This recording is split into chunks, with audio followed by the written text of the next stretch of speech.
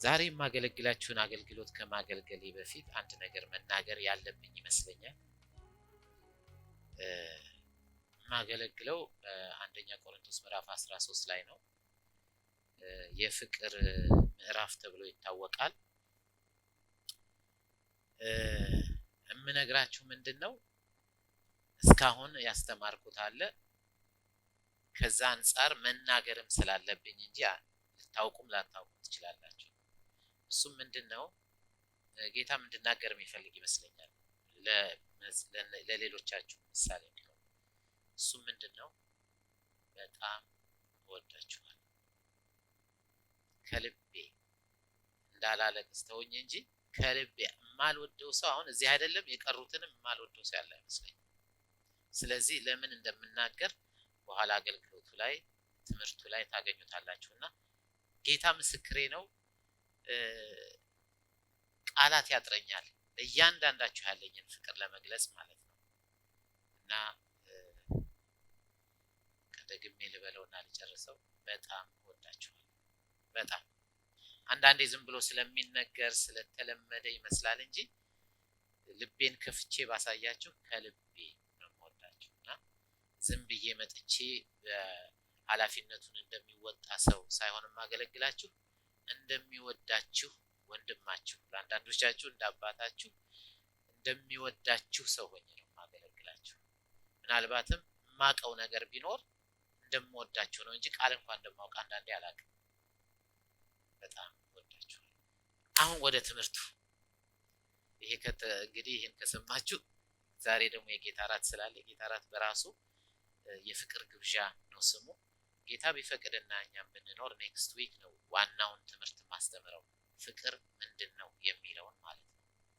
ፍቅር ምንድነው? ስለ ፍቅር እያሰላሰላችሁ እንድትሰነብቱ በጌታ ፍቅር እያሳሰብኳችሁ ተነስተን እናነባለን። አንደኛ ቆሮንቶስ ምዕራፍ 12 ነው ስናነብ የነበረው። ምዕራፍ 12 ቁጥር 31 እና ምዕራፍ 13ን ሙሉውን ነው የምናነበው። ምዕራፍ 13 የፍቅር ምዕራፍ እንደሚባል ታውቃላችሁ። ለዚህ ለምን ቅድም የተናገርኩትን ለምን እየተናገርኩኝ እንደሆነ ይገባችኋል። ምዕራፍ 12 እንደዚህ ይላል። የመጨረሻው ሁሉ ሲተረጉማሉ፣ ነገር ግን የሚበልጠውን የጸጋ ስጦታ በብርቱ ፈልጉ ደግሞ ይላል። ከሁሉ የሚበልጥ መንገድ እስቲ ከሁሉ የሚበልጥ በሉ። ከሁሉ የሚበልጥ መንገድ አሳያችኋለሁ ይልና ቁጥር 13 ላይ ምዕራፍ 13 ላይ በሰዎችና በመላእክት ልሳን ብናገር ፍቅር ግን ከሌለኝ እንደሚጮህ ናስ ወይም እንደሚንሿሿ ጸናጽል ሆኛለሁ። ትንቢት ቢኖረኝ ሚስጥርንም ሁሉና ዕውቀትን ሁሉ ባውቅ ተራሮችንም እስካፈልስ ድረስ እምነት ሁሉ ቢኖረኝ ፍቅር ግን ከሌለኝ ከንቱ ነኝ። ድሆችንም ልመግብ ያለኝን ሁሉ ባካፍል ስጋዬንም ለእሳት መቃጠል አሳልፌ ብሰጥ ፍቅር ግን ከሌለኝ ምንም አይጠቅመኝም። ፍቅር ይታገሳል፣ ቸርነትን ያደርጋል፣ ፍቅር አይቀናም፣ ፍቅር አይመካም፣ አይታበይም፣ የማይገባውን አያደርግም፣ የራሱንም አይፈልግም፣ አይበሳጭም፣ በደልን አይቆጥርም። ከእውነት ጋር ደስ ይለዋል እንጂ ስለ አመፃ ደስ አይለውም። ሁሉን ይታገሳል፣ ሁሉን ያምናል፣ ሁሉን ተስፋ ያደርጋል፣ በሁሉ ይጸናል። ፍቅር ለዘወትር አይወድቅም። ይህን ባለፈው አይተናል። ከዚህ በታች ያለው ትንቢት ቢሆን ግን ይሻራል፣ ልሳኖች ቢሆኑ ይቀራሉ፣ ዕውቀትም ቢሆን ይሻራል። ከዕውቀት ከፍለን እናውቃለን፣ ከትንቢትም ከፍለን እንናገራለን። ፍጹም የሆነ ሲመጣ ግን ተከፍሎ የነበረው ይሻራል። ልጅ ሳለሁ እንደ ልጅ እናገር ነበር፣ እንደ ልጅም አስብ ነበር፣ እንደ ልጅም እቆጥር ነበር።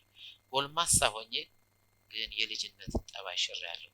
ዛሬስ በመስታወት በድንግዝግዝ እንደምናይ ነን፣ በዚያን ጊዜ ግን ፊት ለፊት እናያለን። ዛሬስ ከእውቀት ከፍዬ አውቃለሁ፣ በዚያን ጊዜ ግን እኔ ደግሞ እንደታወቁ አውቃለሁ። እንዲሁም ከሆነ እምነት፣ ተስፋ፣ ፍቅር እነዚህ ሶስቱ ጸንቶ ይኖራሉ። ከነዚህም የሚበልጠው ፍቅር ቁጥር 31 ላይ ሲጀምር ምን አለ? ከሁሉ የሚበልጠውን መንገድ አሳያቸዋለሁ። እዚህ ላይ ደግሞ ከሁሉ የሚበልጠው ፍቅር ነው። በጣም ብዙ ነገር እኔም ራሴ ለእናንተ ስዘጋጅ ብዙ ተምሬያለሁ። ስለመንፈስ ቅዱስ የጸጋ ስጦታዎች አሁን ወረድ ብለን አንደኛ ቆሮንቶስ ምዕራፍ 12 ላይ ያለውን ከ7 እስከ 11 የተጻፈውን እናነባዋለን።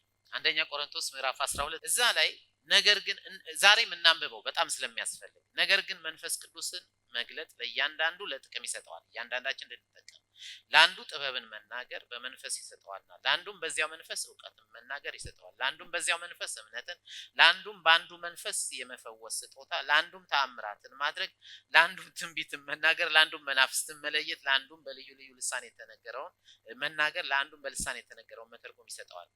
ይህን ሁሉ ግን ያ አንዱ መንፈስ እንደሚፈቅድ ለእያንዳንዱ ለየብቻው እያካፈለ ያደርጋል። ስለዚህ መንፈስ ቅዱስ እነዚህን ስጦታዎች እንደሚሰጠን ተነጋግረናል። ለሁሉም የተሰጡ ተስፋዎችም እንደሆኑ አይተናል አይደለ? ታስታውሳላችሁ። ዛይት ከኔ ጋር ናችሁ? እግዚአብሔር የተመሰገነ ይሁን። ስለዚህ ባለፈው ስንነጋገር ጥበብን መናገር ማለት ምን ማለት ነው ብለናልና በእግዚአብሔር ዘንድ የተሰወረውን ሚስጥር በመንፈስ ቅዱስ ተረድቶ ለጉባኤው ማስታወቅ ማስተማር ማለት ነው ብለናል። እግዚአብሔር የተመሰገነ ይሁን። ዕውቀትን መናገር ማለት ምን ማለት ነው ስንል በሰው ዘንድ የተሰወረውን አይደል ያለው? በሰው ዘንድ በሰው ልብ የተሰወረውን እግዚአብሔር መንፈስ ቅዱስ ገልጦልን አይደል ስናገለግል ዕውቀትን መናገር ይባላል ብለን ነበረ። ይሄን ታስታውሳላችሁ። እንደገና ደግሞ እምነት ሊሆን ይቻላል የማይባለውን ነገር አሁን እዚህ ላይ ዛሬ እንደምናየው ተራራን እስካፈርስ ድረስ እምነት ቢኖረኝ ይላል አይደል? ተራራን የሚያፈርስ እምነት ኖሯችሁ ዛሬ ፕሮብሌም የተባሉትን ሁሉ በእምነት ብትገስጿቸው እና ከናንተ ቢርቁ ይህ በጣም ትልቅ ስጦታ ነው አይደል? እግዚአብሔር አምላካችን ስሙ የተባረከ ይሁን። ከዛ ቀጥሎ ያየነው የመፈወስ ስጦታ ነው። ብዙ አይነት ህሙማን አሉ። ብዙ አይነት የህመም አይነቶች አሉ። እግዚአብሔር አምላክ ለቤተክርስቲያን ሰጥቷል። ቤተክርስቲያን ስትጸልይ ሰዎች ይፈወሳሉ። በነገራችን ላይ ከዛሬ ጀምሮ ማንም ሰው ታመምኩኝ ቢላችሁ ወደ ቤተክርስቲያናችን አምጡ። እኔ በጌታ በኢየሱስ ክርስቶስ ስም አምናለሁ፣ ሁላችንም እንጸልይለታለን፣ ያ ሰው ይፈወሳል። አሜን። እግዚአብሔር አምላካችን በመካከላችን ታምራት ማድረግ የሚጀምረው እንዲህ ካደረግን እግዚአብሔር ይመስገን። ከዛ ቀጥሎ ተአምራትን ማድረግና መፈወስን አስተያየተን ተነጋግረናል አይደል? ተአምራትን ማድረግ የሚባለው ህመም ብቻ አይደለም። ሰው ለምሳሌ ከካንሰር ቢፈወስ ታምር ነው አይደል? ግን ፈውስ ሁሉ ግን ምንድነው? ታምር ሁሉ ግን ፈውስ አይደለም። እንዲያውም ያነሳነው የኢያሱን ነበር አይደል? ኢያሱ ፀሐይ በገባኦን ላይ ትቁም ያለው ታምር ነው አይደል? ግን ፈውስ አይደለም። ስለዚህ ታምራት በሙሉ ከፈውስም ያለፈ ነው። ታምራት የምንለው ሰው ባይምሮ አስቦ ሊያደርገው ይቻላል ተብሎ የማይታሰበውን እግዚአብሔር ጣልቃ ገብቶ ሲያደርግ ነው። አሜን። ውሃውን ወደ ወይን መቀየር ታምራት ነው። ይሄን የታምራት መጀመሪያ ጌታ ኢየሱስ ክርስቶስ በቃና ዘገሊላ እንዳደረገ ዮሐንስ ምዕራፍ 2 ላይ ታገኙታላችሁ። የማይታመን ነገር እግዚአብሔር በመካከላችን ማድረግ ይፈልጋል። አሜን። ሰዎች ዋት እንዲሉ በቃ በጀርመንኛ ቫስ እንዲሉ ማለት እንዲደነቁ ማድረግ እግዚአብሔር ይችላል። በማን? በአንተ፣ በአንቺ፣ በእኔ፣ በእኛ፣ በሁላችንም። ስለዚህ ራሳችሁን አንደርስቲሜት አታድርጉ። ምክንያቱም ከመጀመሪያውም እናንተ አይደላችሁ የምታደርጉት፣ ጌታ ነው በእናንተ የሚያደርገው። ስለዚህ ለመጸለይ ድፈሩ። ሰዎች ሲታመሙ ለመጸለይ ድፈሩ። ሰዎችን ስታገኙ ቃል ለማካፈል ድፈሩ። ባለፈው እህታችን ሰላም እየመስክራልን አለች አይደል? ይሞታሉ የተባሉት ሰው ከኮማ ወጥተው እንደመጡ እዚህ ቦታ ሻይ ቡና ይጠጣሉ ነው ያልሽው?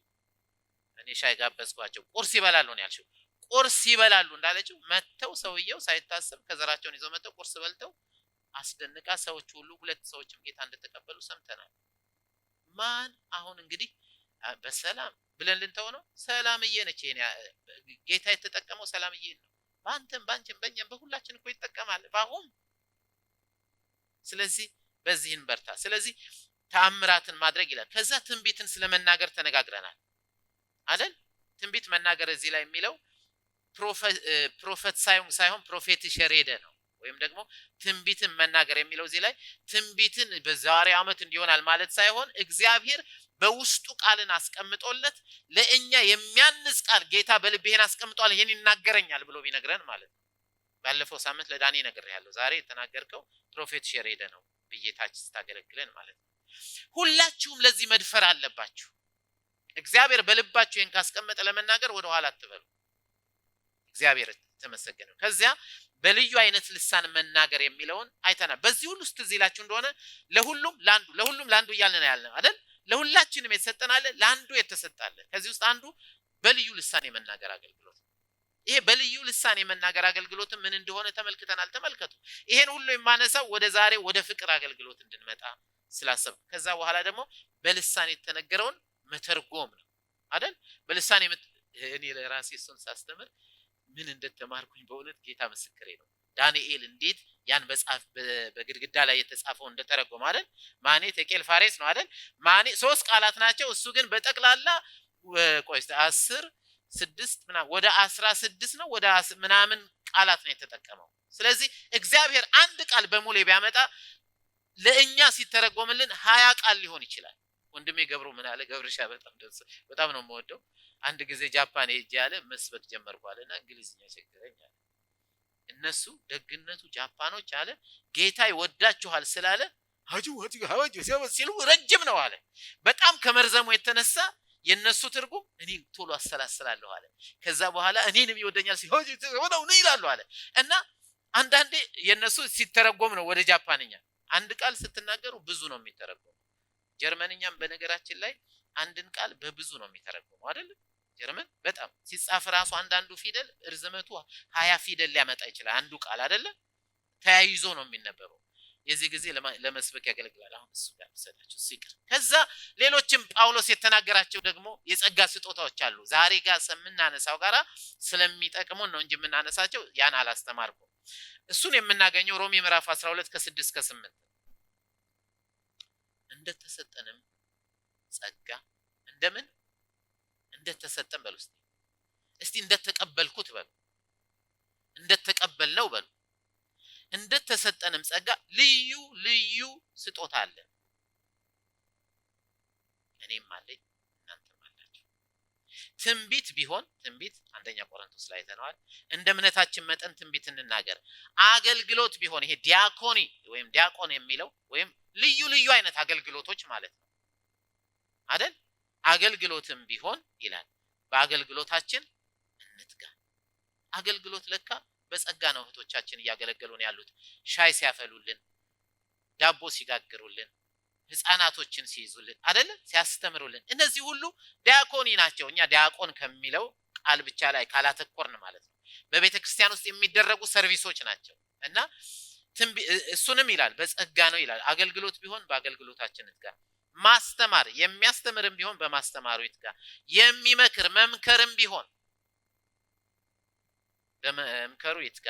የሚሰጥ እንዴ መስጠት የጸጋ ስጦታ ነው እንዴ? በደንብ ወርቅዬ ነው ያው ወርቅዬ መስጠት በጸጋ ነው እንደገባባት ምንም ጥርጥር አያስፈልገው አይደል እንዴ? ወርቅዬ እኮ የራሷን ትታ እኮ ነው ለሰው የምትሰጠው። አንዳንድ ሰዎች አሉ ለራሳቸው ጫማ ሳይገዙ ለሰው ጫማ የሚገዙ። ምክንያቱም የመስጠት ጸጋ ስለገባባቸው በቃ ከራሳቸው ይልቅ ለሌላው በማድረግ ደስ የሚላቸዋል። እኔ ታላቅ ወንድሜ ደጀኔ እንደሱ አይነት የሚሰጥ ሰው አይቻላል። ብር ይዞ ቤቱ ገብቶ ያለ ይዘ ሚሊዮነር ግን ሚሊዮንም ኪሱ ግን ምናልባት 1 ብር ላይ ነው ይችላል። በሄደበት ሁሉ ሲሰጥ ነው ማገኘው። እና አንድ ጊዜ ያልኩት እግዚአብሔር ይቅር ይበል፣ አንተ መስጠት እንደ በሽታ ነው ያዘህ ነው ያልኩት። ለካ ጸጋ ነው። እግዚአብሔር ይባርከው። አሜን። በቃ አሁንም ሰው የማያውቃቸው ደሞዝ የሚከፍላቸው ሰዎች አሉ። ይገርመኛል። እና የሚያስተምራቸው ሰዎች አሉ። ዩኒቨርሲቲ ውስጥ ተቀምጠው ኪራያቸውን የሚከፍልላቸው። ደጄ ከሰማው በጣም ወደዋለሁ፣ አከብረዋለሁ። የኔን እድሜ ለሱ ቢጨምርለት ደስ ይለኛል። ያን ያህል እና ስለዚህ ምን ይላል? የሚገዛ በትጋት ይግዛ። ዕቃ የሚገዛ አይደለም የሚያስተዳድር ማለት ነው። ለካ ማስተዳደርም በጸጋ የሚሰጥ ነው። አንዳንድ አለቃዎች የሏቸውም ዝም ብለው የሚያበሳጯቸው ምንም የመምራት ጸጋ የሌላቸው አይደል? ሙሉ የመምራት ጸጋ አለ በነገራችን ወስጄዋለሁ። አይ ከመጀመሪያውም አለ። ሙሉ በጣም መሪ ነው። እግዚአብሔር ይባርክ። በጣም ነው እግዚአብሔር ይባርክ። መውደድ ብቻ ሳይሆን እሺ ቢንዳይን ፌን ከልቤ ነው። እግዚአብሔር ይባርክ። ስለዚህ እያንዳንዱ የተሰጠው ጸጋ አለ። መምራትም ለካ ጸጋ ነው። አሁን ታዲያ ሐዋርያው ጳውሎስ ወደ ዛሬው ትምህርት ስንመጣ የዛሬውን ትምህርት አርእስት አይታችሁት እንደሆነ እዚህ ውስጥ ነው የምታገኙት። አርእስቱ የሚለው የማይጠቅም አይደለም የሚለው የማይጠቅም ከንቱ አገልግሎት ደግሞ አለ። ይሄን ሁሉ አድርገን የማይጠቅም ሊሆን ይችላል። አሁን ያልኳችሁን በጥበብ ተናግረን በእውቀት ተናግረን የእምነት ስጦታ ኖሮን የመፈወስ አገልግሎት ፈጽመን ድንቅና ተአምራትን አድርገን ትንቢትን ተናግረን መናፍስትን ለይተን በልሳን ተናግረን ልሳናችንም ተተርጉሞ ይሄ ሁሉ ሆኖ አገልግለን የማይጠቅም ለኔ ማለት ለአገልጋዩ የማይጠቅምና ከንቱ ሊሆን ይችላል። አንደኛ ቆሮንቶስ ምዕራፍ 12 ይሄን ሁሉ ነገረን። ስለ ጸጋ ስጦታ፣ ስለ አካሉ አሰራር፣ እንደገና ስጦታውን የሚሰጠው አይደለ? የጸጋ ስጦታ መንፈስ ቅዱስ ጸጋ ስጦታዎችን የሚሰጠው መንፈስ ቅዱስ ነው። አገልግሎትን የሚሰጠው ጌታ ኢየሱስ ነው አይደለ? ሁላችንም በአንድ ላይ ደግሞ እንድንሰራ የሚያደርገን እግዚአብሔር አብ ነው። ስለዚህ ሁላችንንም ፈንክሽናል እንድንሆን የሚያደርገን ስላሴ በመካከላችን ነው። አሜን። ካን ዩ ቢሊቭ ዛት? ይሄን ታምናላችሁ? ጌታ እዚህ እንዳለ ታምናላችሁ? ለእያንዳንዳችን አገልግሎት ለመስጠት መንፈስ ቅዱስ ለእያንዳንዳችን ጸጋውን ለመስጠት ጌታ እግዚአብሔር አብ በክርስቶስ ኢየሱስ ሁላችንም በአንድ ላይ ክርስቶስን የምትመስል ቤተክርስቲያን እንድንሰራ በመካከላችን ነው። በጣም ደስ ይላል አይደል? አሁን እኮኛ ትንቢት ብንናገር ጌታ ኢየሱስ የነገረንን ነው። የፈውስ አገልግሎትን ብንፈጽም ጌታ በእኛ አልፎ ስለሚያደርግ ነው። ይሄን ሁሉ ካስረዳን በኋላ አንደኛ ቆሮንቶስ ምዕራፍ 14 ሄደና ምን አለን? አጠቃቀሙን ነገረን። ዝም ብሎ ባቦ ሰጥ አይደለም የሚደረገው፣ ስርዓት አልባ አይደለም ብሎ አይደለ? እንዴት ማገልገል እንዳለብን አንደኛ ቆሮንቶስ ምዕራፍ 14 ነገረን። በመሃል ላይ አንደኛ ቆሮንቶስ ምዕራፍ 13 ለካ አለ። ለምንድን ነው ስለ ጸጋ ስጦታዎችና ስለ አጠቃቀማችን ሲናገር በመካከል ምዕራፍ 13 ነው ያስገባው? እርግጥ ምዕራፍ የተከፈለው በ13ኛው መቶ ክፍለ ዘመን ነው። በቁጥር የተከፈለው በ16ኛው ክፍለ ዘመን 1554 ነው። ከዛ በፊት ሁሉም የተያያዘ ነበር አይደል? ሐዋርያ ጳውሎስ ስለ ስጦታዎች ስለ አካሉ ከተናገረ በኋላ ስለ አሰራራቸው ሲናገር በመካከል ስለምንድነው ስለ ፍቅር መናገር የፈለገው?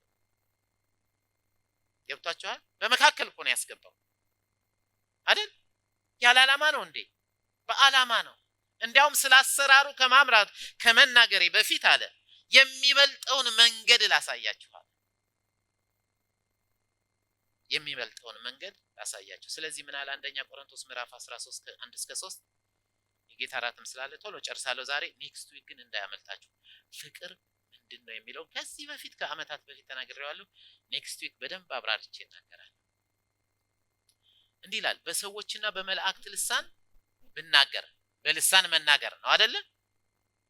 ፍቅር ግን ከሌለኝ እንደሚጮህ ናስ ወይም እንደምንሿሿ ጽናጽል ሆኛለሁ። ማለት በልሳን አገለግላለሁ፣ እንዲያው ምን አለ ከናንተ የበለጠ በልሳን እናገራለሁ ብሏል አይደል? እና ግን ያለ ፍቅር ከሆነ ጀስት ኖርማሊ ህይወት እንደሌለው ጽናጽል ነኝ፣ ኪቦርድ ሆኛለሁ ማለት ነው። እንደዘመኑ እዚህ ጽናጽል የሚስለለ። ከዛ ቀጥሎ ምን ይላል? ትንቢት ቢኖረኝ ሚስጥርንም ሁሉ ባውቅ። ትንቢት ስለመናገር ተነጋግረናል። አንደኛ ቆሮንቶስ ምዕራፍ 12 ሚስጥርን ሁሉ ባውቅ፣ የጥበብን ስለመናገር ተነጋግረናል አይደል? ዕውቀት ይውላችሁ። አሁን እሱ እየተናገረ ያለው አንደኛ ቆሮንቶስ ምዕራፍ 12 ላይ ያሉትን በሙሉ ባደርግ፣ የጥበብ መናገርን፣ ዕውቀት መናገርን፣ እምነትን፣ የመፈወስን አገልግሎት፣ ታምራትን ማድረግ እያለ እነዚህን ሁሉ ባደርግ ፍቅር ግን ከሌለኝ ከንቱ ነኝ። ምን ይላል? ሚስጥርንም ሁሉና ዕውቀትንም ሁሉ ባውቅ ተራሮችን እስካፈልስ ድረስ እምነት። እነዛን እኮ ነው የሚዘረዝረው አይደል ጆንዬ? እነዛን እኮ ነው የሚዘረዝረው። እምነት ቢኖረኝ፣ ጥበብን የመናገር ዕውቀትን የመናገር ታምራትን የማድረግ ይሄ ሁሉ በልሳን የመናገር ቢኖረኝ፣ አንደኛ ቆሮንቶስ ምዕራፍ 12 ላይ የነገርኳችሁ ሁሉ ቢኖረኝ፣ እንዲኖረን እንፈልጋለን አይደል? አያለሁ ብላለች አስቴርዬ። ሁላችንንም አያለሁ አስብላናለች። እና ያለን ይሄን ሁሉ አሜን። ባለፈው ሳምንት ደግሞ ሙልዬ ተለኩሷል ብላናለች። እውነት ነው ተለኩሷል። እግዚአብሔር በመካከላችን ድንቅ ያደርጋል። እኔ 100% አምናለሁ። ይሄ ሁሉ ግን ብናደርግ ከዛ ምን ይላል? እምነት ቢኖረኝ ፍቅር ግን ከሌለኝ ምንድነኝ? ከንቱ ነኝ። እንዴ በትንቢት እየተናገርኩ ጥበብን እየተናገርኩ እውቀትን እየተናገርኩ እምነት ኖሮኝ ትንቢት ተናግሬ ትንቢቱ ተተርጉሞ ለሰው ሁሉ ጠቅሜ ከንቱ? አዎ አንደኛ ቆሮንቶስ ምዕራፍ 12 ያለ ፍቅር ከንቱ እያለ ነው። እነዛን ነው የሚዘረዝራቸው። ድሆችን ልመግብ ያለኝን ሁሉ ባካፍል፣ ቅድም ሮሜ ላይ ያየነው ማለት ነው። የመስጠት አገልግሎት አይደለ? ባካፍል፣ ስጋዬን ለእሳት መቃጠል አሳልፌ ብሰጥ፣ ይሄን በኋላ አሳያቸዋለሁ ስለ ኤፌሶን ቤተክርስቲያን ሳነሳ። ፍቅር ግን ከሌለኝ ምንም እስቲ አይጠቅምም በሉ። አይጠቅመኝም። ጳውሎስ ራሱን ነው ምሳሌ አድርጎ የሚያቀርበው። እኔ ለራሴ ሳነበው እናንተ ለራሳችሁ እያላችሁ አዳምጡት። አሁን በሰዎችና በመላእክት ልሳን ብናገር ፍቅር ግን ከሌለኝ እንደሚጮህ ናስ ወይም እንደሚንሻሻ ጽናጽል ሆኛለሁ። ትንቢት ቢኖረኝ ምስጢርንም ሁሉ እና ዕውቀትን ሁሉ ባውቅ ተራሮችን እስካፈልስ ድረስ እምነት ሁሉ ቢኖረኝ ፍቅር ግን ከሌለኝ ከንቱ ነኝ። I am nothing ነው የሚለው እንግሊዝኛ። ድሆችን ልመግብ ያለኝን ሁሉ ባካፍል፣ ስጋዬን ለእሳት መቃጠል አሳልፌ ብሰጥ ፍቅር ግን ከሌለኝ ምንም አይጠቅመኝም። ለዚህ ነው ርዕሱን የማይጠቅምና ከንቱ አገልግሎት ያልኩት። እኛ ላይ አይሆንም። አሜን። እኛ ጋር የሚጠቅምንና መልካም አገልግሎት ነው የሚሆነልን። አሜን። አርዕስቱን ግን ይሄን የጻፍኩበት ምክንያት ይሄ ሁሉ ተደርጎ የማይጠቅመን ከንቱ የሆነ አገልግሎት ልናገለግል እንችላለን። ምን ከሆነ? ፍቅር ግን ከሌለን። ለዚህ ነው ቅድም ከማገልገሌ በፊት እንገራቸው ያልኳቸው፣ በጣም ወዳቸዋለሁ ያልኳቸው። ምክንያቱም አገልግሎቴ ፍሬ እንዲኖረው ፈልጋለሁ፣ እንዲጠቅመኝ ይፈልጋለሁ፣ ከንቱ እንዳይሆንብኝ ይፈልጋለሁ። አሁን ተረዳችሁኝ? ደከማችሁ? ራባችሁ? ሻይ ጠማችሁ? በጣም ጨዋ ሆናችሁ ነገሩ። እግዚአብሔር የተመሰገነ ይሁን። አሜን። አንዲት ቤተክርስቲያን አለች፣ የዚች አይነት ቤተክርስቲያን። ይህች ቤተክርስቲያን በጣም አስገራሚ ቤተክርስቲያን ናት።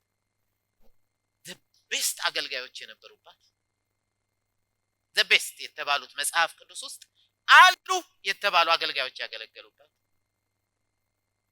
በጣም የመሰረታት አለ የተባለ አገልጋይ፣ የቤተክርስቲያኗ ሽማግሌ አለ የተባለ ሽማግሌ መጽሐፍ ቅዱስ ውስጥ አለች። እሷም የኤፌሶን ቤተክርስቲያን ናት። የቤተክርስቲያኗን አገልግሎት ካገለገሉት ውስጥ እነግራችኋለሁ። ቃሉን ላንብበውና ራዕይ ምዕራፍ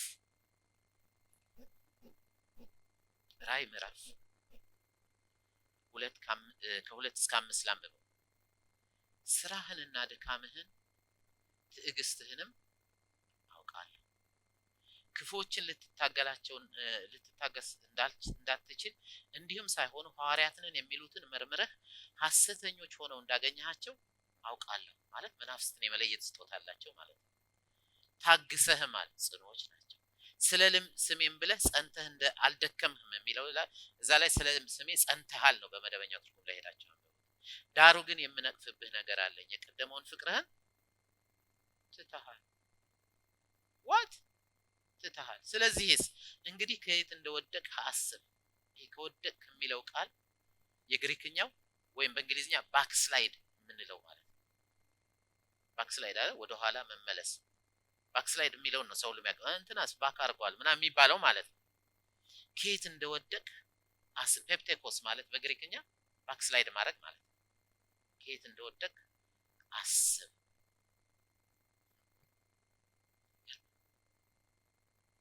ንስሐም ግባ፣ የቀደመውን ስራህን አድርግ፣ አለበለዚያ አመጣብሃለሁ። ንስሐም ባትገባ መቅረዝህን ከስፍራው ወስዳለሁ። መቅረዝ በራዕይ ምዕራፍ 1 ቁጥር 19 አካባቢ ሄዳችሁ ስታነቡት መቅረዝ ማለት ቤተክርስቲያን ማለት ነው። እዚህ ላይ ጌታ ምን ይላቸዋል?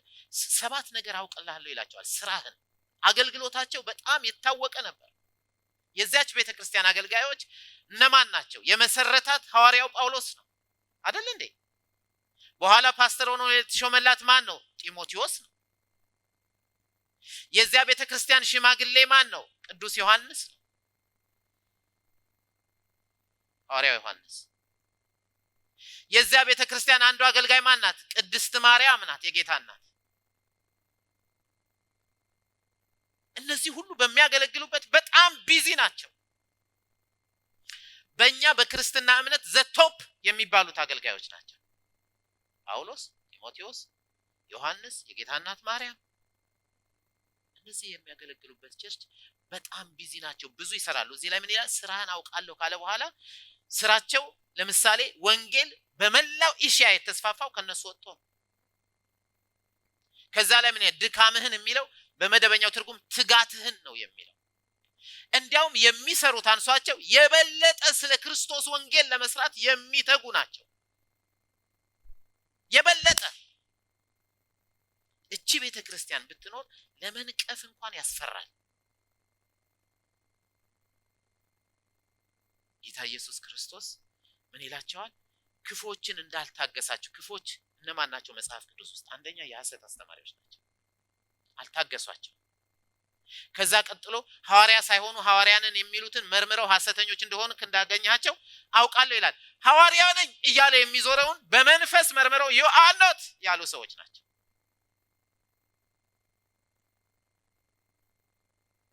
ከዛ ደግሞ መከራ የታገሱ ሰዎች ናቸው። በዚያን ጊዜ በፈርስት ሴንቸሪ ላይ ይገደሉ ነበር። ቀደም ስጋዬን በእሳት ለመቃጠል አሳልፌ ብሰጥ አይደለ? ይገደሉ ነበር። ዮሐንስ የደረሰበትን መከራ ታውቃላችሁ አይደል? በፍጥሞ ደሴት። እኔ እርግጠኛ ነኝ ይሄን ነገር ደጋግሜ ስለዚህ ቤተክርስቲያን ስና ይሄ ትንቢት ከጌታ ኢየሱስ ክርስቶስ ለዮሐንስ ሲነገረው ሃሌሉያ ትንቢት ተሰጠኝ አላለም። እኔ እርግጠኛ ነኝ አልቅሶ ነው የተቀበለው። አንተ የምታገለግልበት ቤተክርስቲያን የፍቅር ችግር አለበት። ማን ነው የሚለው? ጌታ ኢየሱስ። ይሄ በጉባኤ የሚነበብ ስለሆነ ልክ በጉባኤ ሲነበብ የተሰሎንቄ የኤፌሶን ቤተክርስቲያን አገልጋዮችም ምእመናንም በጣም የሚደክሙ የሚተጉ ዋጋ የሚከፍሉ ስለ ስሙ የጸኑ ሆነው ሳለ ፍቅር ጎድሏል። what እነሱም የሚያለቅሱ ነው የሚመስለው። የኛን ዘመን ቤተክርስቲያን ማተውት ጌታ ኢየሱስ መጣና ምን አላቸው? የቀደመውን ፍቅርህን ትተሃል። የቀደመው ፍቅር የሚለውን ፍቅር ምንድነው የሚለው ኔክስት ዊክ ስንማር እናያለን። የቀደመው ፍቅር ማለት ክርስቶስን ስንቀበል ውስጣችን የገባው ፍቅር ማለት። በአጋፔ ፍቅር መመላለስ አቁመሃል። አንዳንድ ጊዜ ልክ እንትናን አስታውሱት፣ ሙሴን እግዚአብሔርን ሲያገለግል ቆይቶ ከሲና ተራራ የእግዚአብሔርን ቃል ይዞ ሲወርድ አይደለ? እሱን ይዞ ሲወርድ ሰዎቹ የሚያደርጉትን አየና ሰባበረው። ምናልባት እላለሁ እነዚህም አንዳንድ የሚሆነውን በተለይ በዛ በሚድል ኢስት ፈርስት ሴንቸሪ ላይ ብዙ አይነት ልዩ ልዩ ኃጢአት ይፈጸም ስለነበረ እነዚህ ምናልባት በሚያዩት በጣም አዝነው በቃ ብለው ይሆን እንዴ እላለሁ። እነዚህ ትላልቅ አገልጋዮች። ጌታ ኢየሱስ ግን አንተ እኮ ጳውሎስ ስለሆንክ፣ አንቺ እኮ እናቴ ቅድስት ማርያም ስለሆንሽ አላለም። ፍቅር ችግር አለ ያላቸው። ይሄን ሁሉ አድርገው አገልግሎታቸው ምን የሚያደርግ ነው? ከንቱ የሚያደርግ። ምን አለ? መቅረዙን ከስፍራው ምን ማለት እንደው ታውቃላችሁ? ቸርች መሆን ይቀራል። እግዚአብሔር አምላክ እሱ የማያውቀው ቸርች ከመሆን ይጠብቀን። መቅረዙ የተወሰደበት ቸርች ከመሆን ጌታ ይጠብቀን። በመዝሙሮች ጥሩ ቢት ባላቸው መዝሙሮች ደስ ብሎን ጨፍረን፣ በሚያስቁ በሚያዝናኑ ሰባኪዎች ተሰብከን አቤት የዛሬውማ ተባረክን እያልን ጌታ ግን በፈጽሞ ከሌለበት ነገር እሱ ይጠብቀን። ከዛ ምን አላቸው? ንስሐ ባትገባ ባትመለስ ግን ከስፍራው ወስደው። እኔ ከአንደኛ ቆሮንቶስ ምዕራፍ 13 ጋር ያያዝኩት ስለዚህ አንደኛ ቆሮንቶስ ምዕራፍ 13 ላንብበው ቶሎ ልበልና ጨርሳለሁ። ኔክስት ዊክ ስለምንመጣ ማለት ነው። ካንድ እስከ ሰው በሰዎችና በመላእክት ልሳን እነ ገብርኤል በሚነጋገሩበት ልሳን አሁን እኔና እናንተ ብንነጋገር ማለት ነው። አላውቀውም እንዴት እንደሆነ። በነገራችን ላይ በአለም ላይ ዘቤስት ቋንቋ የሚጠቀመው ማን ነው? ከፍጡራን ማን? ይባርክ። ዶልፊን አይናገርም ግን ይነጋገራል ሲለ ምናምን ስንሰማው ያልተነጋገረ ነው። ስለዚህ ዶልፊን ሳይነጋገር የሚነጋገር ፍጡር። አሁን ስለ መላእክት ልሳለዋራ ዶልፊን ምን አመጣ? እስቲ ዶልፊን ምን አመጣው በሉ። ዶልፊን ምን አመጣው በሉኝ። እኔ ምን አውቃለሁ? ዝም ብሎ በቃ መጣ። ጌታ ይመስገን። ስለዚህ በልሳን ብንናገር ዶልፊንኛ ብንናገር እኔና ሊያየ ሳንነጋገር ብንነጋገር ማለት ነው። የመላእክት ደግሞ ከዛ የረቀቀ ነው። ገብርኤልና ሚካኤል በሚናገሩበት ብንነጋገር ዋው የነሱማ ብንባል፣ ፍቅር ግን ከሌለን እዛ ላይ እኮ የሚለው እንደሚጮህ ናስ እንደሚንሿሿ ጽናጽል። ስለዚህ የጸጋ ስጦታዎችን እንፈልጋቸዋለን። ከምን ጋር? ከፍቅር ጋር። ከፍቅር ጋር አሜን። ፍቅር ይብዛልን አሜን። ኔክስት ዊክ በደንብ እናያለን ፍቅር ምንድን ነው የሚለው። ከፍቅር ጋር ሲሆን እኔ ወንደር እናያለን። ኢቭን እንኳን እኮ አገልግሎት ለመቀባበል ፍቅር ያስፈልጋል። እኔ የዳኒን አገልግሎት እንድቀበልና በእውነትም እግዚአብሔር በሱ ተናገረኝ እንደ የሙሌን አገልግሎት ተቀብዬ በሱ ስር እንድስተዳደር አይደል እንዴ? የእናንተን የእያንዳንዳችሁን አገልግሎት ተቀብዬ ከእናንተ ጋር እንዳመልክ አይ ማደር ደግሞ ምናምን እያልኩ ነው እንዴ ነው የማመልከው? ኧረ በኢየሱስ ማህደርዬ እያልኩ ነው የማመልከው። ከልቤ ነው። በፍቅር ሲሆን ስንቀባበል ወንደር ተአምራትን እናያለን። ተአምራት አሜን። እኔ አንድ ሰሞን በጣም እዚህ መምጣት ሲጨነቅበት ሰሞን ሂሩት እየታስደንቀኝ ነበር። ሂሩት በር ላይ እዛ ቆማ እንዲህ ብላ ነው የምትጠብቀኝ። በቃ የነበረኝን ጥጋግ ሁሉ ጠራርጋ ነው የምታስገባኝ። በጣም እቅፍ ታደርገኝ ያሬድዬ ምናምን ብላኝ ስገባ ከዛ በኋላ ሳገለግልም ጉልበት ፍቅር ጉልበት ይሰጣል። አሜን። እናንተ አገልግሎቴን ስትቀበሉልኝ ያው የዶልፊን ሁሉ ማውራት ጀመረ። ለምን በቃ አም ፍሪ። እናንተ ጋር ሰው ነፃ ሲወጣ በፍቅር እንደ ልቡ ያገለግላል። እግዚአብሔር የተመሰገነ ይሁን። ስለዚህ ወደዛ ስንመለስ ልሳን ብናገር አለ ትንቢት ቢኖረኝ ሚስጥርን ሁሉና ዕውቀቱን ሁሉ ባውቅ ተራሮችን እስካፈልስ ድረስ እምነት ቢኖረኝ ፍቅር ግን ከሌለኝ ከንቱ ነኝ። ከንቱ ከሚያደርግባችሁ አገልግሎታችሁን እግዚአብሔር አምላክ ከናንተ ያርቀው። አሜን። እስቲ ተመልከቱ፣ ደክማችሁ እዚህ ድረስ መጣችሁ አገልግላችሁ ከንቱ ሆኖባችሁ ብትሄዱ ኢንቨስት የምታደርጉት ሁሉ ለኪሳራ ቢሆን ያሳዝናል። ለጊዜው ልንከበር እንችላለን። ዋው ያሬድ እኮ ምናምን ልባል እችላለሁ። ሰማይ ሲሄድ ዋጋ ላጣበት እችላለሁ። ስለዚህ በፍቅር ማገልገል የገባበት ምክንያት በዚህ ነው። ሐዋርያው ጳውሎስ እንዲህ አለ እዚህ ላይ ሲናገር የሚበልጠውን የጸጋ ስጦታ በብርቱ ፈልጉ። እዚህ ላይ ምን ይላሉ? አንዳንዶች መንፈሳዊ ስጦታን የምትፈልጉ ከሆነ አይደል በትንቢት እንድንናገር ይናገራል። ለምሳሌ ምዕራፍ 14 አንድ ላይ መንፈሳዊ ስጦታንም ይልቁንም ትንቢትም መናገር በብርቱ ፈልጉ ስለሚል በብርቱ ፈልጉ ስለሚል የጸጋ ስጦታ ፍቅር ራሱ የጸጋ ስጦታ ነው። ኔክስት ዊክ እናየዋለን። የጌታ ህይወት አይደል እንደገባብን አሁን የምትመላለሱት እኮ በጌታ ህይወት ነው። እኛ ነን እኮ በያሬድ ህይወት እየመሰለን ችግር ውስጥ የገባን በራሳችሁ ማለት ነው። ስለዚህ ከንቱ አገልግሎታችሁ እንዳይሆን ነው የሚላቸው ሐዋርያው ጳውሎስ። የበለጠ መንገድ ላሳያችሁ። ወደ መጀመሪያው ሄዳችሁ ትንቢት የሚናገር 2 ወይም 3 ልሳን የሚናገር የማይተረጎም ከሆነ ከምላችሁ በፊት የሚያስፈልጋችሁ ለነዚህ የጸጋ ስጦታዎች ምንድነው? ፍቅር ግን ካለን እነዚህ ከንቱ አይሆንም። በትንቢት የተናገርነው ከንቱ አይሆንም አይደል? የተፈወሱት ሰዎችን ያገለገልንበት ከንቱ አይሆንም። በልሳን የተናገርነውና የተተረጎመው ከንቱ አይሆንም። እንደገና ደግሞ ጥበብ ቃል የተናገርነው ከንቱ አይሆንም። በእውቀት ቃል የተናገርነው ከንቱ አይሆንም። ከንቱ የሚሆነው ፍቅር ከሌለው ነው። ፍቅር የሌለው በዜሮ ማባዛት ማለት 1 ሚሊዮን ብር ቢኖራችሁ ሲባዛ በዜሮ አይደል እንዴ? 1 ትሪሊየን ቢኖራችሁ ሲባዛ በዜሮ ዜሮ። ፍቅር የለውም ማለት ሁሉን አገልግላችሁ ሲባዛ በዜሮ ማለት። እግዚአብሔር አምላካችን ስሙ ይባረክ። ይሄን ያለው ማን ነው ስትሉ ሐዋርያው ጳውሎስ ነው። ስለራሱ ነው የሚናገረው አይደል? ስለማን ነው የሚናገረው ጳውሎስ? እዚህ ላይ ስለራሱ ነው። ራሱን ነው እንደምሳሌ ያቀረበው። አንዴ ደግመን እናንብበውና እንጨርሳለን። በሰዎችና በመላእክት ልሳን ብናገር ማን? እኔ ነው የሚለው ሐዋርያ ጳውሎስ ያለ ፍቅር ከሆነ አገልግሎቴ እንዲያውም አንድ ቦታ ምን ይላቸዋል? ሕይወቴን እስክሰጣችሁ ድረስ እንኳን እወዳችኋለሁ ብሎ ይናገራል አይደል? የሚወደውን ህዝብ ነው እያገለገለ ያለው።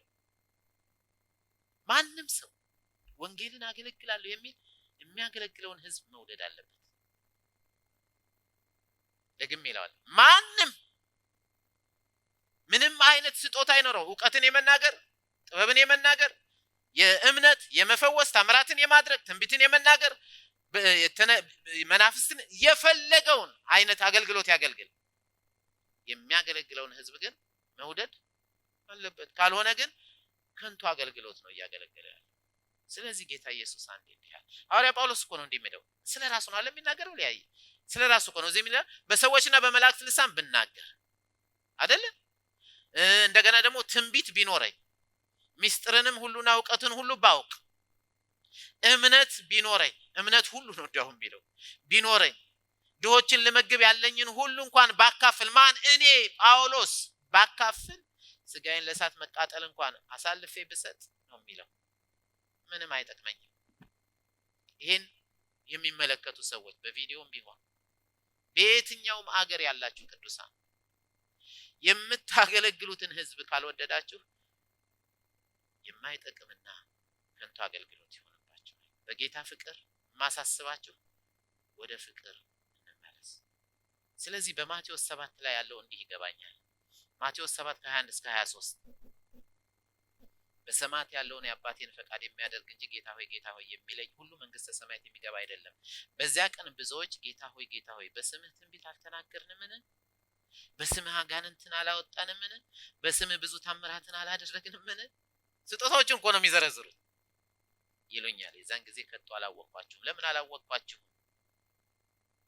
ጌታ ያስገባው ጸጋ የጌታ ህይወት የሆነው ፍቅር አጋፔ ፍቅር ውስጣችሁ የለም። ስለዚህ ላውቃችሁ አለ። ጌታ ሰማይ ስንሄድ በምን የሚያውቀን ይመስላችኋል? ጌታ ሰማይ ስንሄድ ሲቀበለን ከዚህ በፊት ያልኩት አለ። አውሮፕላን ማረፊያ ውስጥ ይሄ መግቢያ በር አለ አይደል? ስትገቡ ብረት ከያዛችሁ ዲዲድ ሰዓት አውልቅ ትባላላችሁ። ከዛ በኋላ ደግማችሁ ግቡ ትባላላችሁ። ዲዲድ አይ ጫማህ ላይ ያለውን ብረት ጫማህን አውልቅ ትባላላችሁ። ከዛ በኋላ ደግሞ ደግማችሁ ትገቡ ዲዲድ ቀበቶህን አውልቅ ትባላላችሁ። እኔ እስራኤል ላገለግል ሄድኩ ጊዜ እውነቴን ነው የምላችሁ ሱሬን ሁሉ አስወለድኩ። በኋላ ለካ እግሬ ውስጥ የገባው ብረት ነው። እግሬ ውስጥ ብረት አለ ብላችሁ አላምነ ዲዲድ ይላል። ከዛ ቀበቶዬን አወጡትና እስራኤል ቀበቶዬን እንደዚህ የሆነ የቀበቶ መመልከቻ ማሽን አላቸው።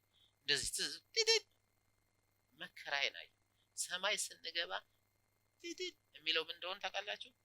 ፍቅር የሌለን ከሆነ አገልግዬ ሰብኬ ዘምሬ ትንቢት ተናግሬ ምን ነው there is no love ፍቅር የለም። ይሄን ነው እያለን ያለው። እርግጥ መንግስተ ሰማያትና እግዚአብሔር መንግስትን በሚመለከት ወንድማችን ሙሌ በጣም በጥሩ ሁኔታ ስላስተማረን እሱን አሁን መዘርዘር አያስፈልግም። ስለዚህ ምን አለ ሲናገር ብዙ ተአምራትን አላደረግንም ይሉኛል። የዛን ጊዜ ከቶ አላወቅኳችሁም። እናንተ አመፀኞች ከኔ ራቁ ብዬ መሰክርባችኋለሁ። አገልግሎትን ከንቱ ከሚያደርግ ክፉ በውስጥ ከተቀመጠ ሰው ከማያየው ጣጣ እግዚአብሔር ይገላል። አሜን። እና ይበቃል። የጌታ ራት ስለምንወስድ ሙሌ አሁን የጌታ ራት ያካፍለና ዞቪዞ በጀርመንኛ ዞቪዞ ማለት የሆነው ሆኖ ኔክስት ዊክ ፍቅር ምንድነው የሚለውን ስለማይ እርስ በርሳችን እንድንዋደድ በዛም እንድናገለግል ካገለገልኳችሁ በኋላ የሚቀጥለው ጊዜ ቤተክርስቲያን ምንድናት የሚለውን ትምህርት እስከመጣ ድረስ ትንሽ አርፋለሁ ማለት ነው። እሺ እናመስግንና እንጨርሳለን።